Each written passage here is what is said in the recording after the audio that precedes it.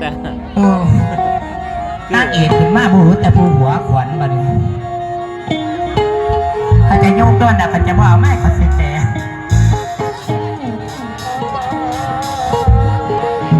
เอาขอเสียงพี่น้องคอยแน่โอ้ยสมาพากันหนีเที่ยวเบิดบ้านเลย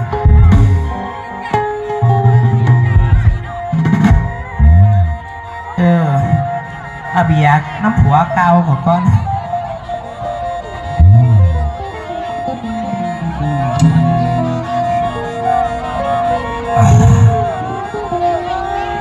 กินเบียร์ต้องไปจังไหนเจ้าหอดหีบ้าเราบัดนี้โอ้ยไรเออเพราะว่าผัวเจ้าด้วยนั่นจะมากุมป่าแล้วหรือเราปิดกันไปขอสีไฟสุพี่น้องขอทั้งก่อนบัดนี้ซอยพี่น้องทั้งซอยคนขายศาสตร์พ่อคนขายศาสตร์ขายพ่อขาปูศาสตร์สีกันหยาบนมเอาหยาบกันยาเอาทำคุ้นหนุนหีโลซามาเห็นจ่อยเป็นตะค่อยน้อยเถอะเจ้าโทษอีดีนี่กับโมเมนต์พูนพูดไก่ลงนี่กับหัวเก่าอีแม่เอ้ยแต่ว่าเขาพยาบ้าเพื่อนฮะย่านเพื่อนไอตูย่านมะม่วงไอมังแตงเล่นตามบังคือน้อยขอบว่าผู้ขากระตุกยากปากมองหัวหยองทอกับพุ่งหาอะไรกระไรกินหาบ่ได้กระไรกินเด็กเลื่อนเหนือเกลือเลื่อนไตสิงข้าอยู่เลื่อนคุณอีแม่เอ้ยมันมาขอได้เรียกเกลือซีสเปนกับโบมี่ยอดความถูก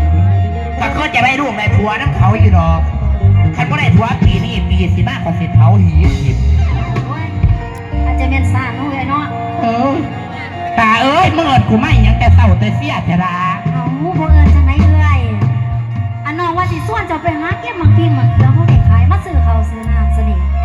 กูดอกข้าบอกกับดูกับผัวกูอยู่เอาผัวแต่ปันไหนเลยเอ้ยตายบัดบันเนื้อบันไตเขากระซากันจนอีหามั้งอันน้องคือผู้สั่งกับพ่อบ้านพูดอันนี้ผัวกูแม่สมองโอ้ยอันเอ้ยอันไหนผัวมาว่าเรื่องปันไหนได้เนี่ยพูดเสด็จปลาแล้วเลยนะเอาเป็นยังฟังแล้วค่อยน้อยจะเป็นสารเนาะเจ้าน้องกูเสร็จมาเอาก็พ่อบ้านกินผิดตาเอ้ยขั้นไปกระเพราไปดาเดี๋ยวตะเบนมาเดี๋ยวมันจะร้อนเอาจะสั่นน้องเลยเนาะเป่าไปน้องเลยเนาะเอากระเทยไปใส่เบิร์ดแล้วบอดี้ตะกี้ขึ้นจะมายางได้เป็นแค่เหยือบอยู่ป้าท่านนี่คือบ่เห็นกระเทย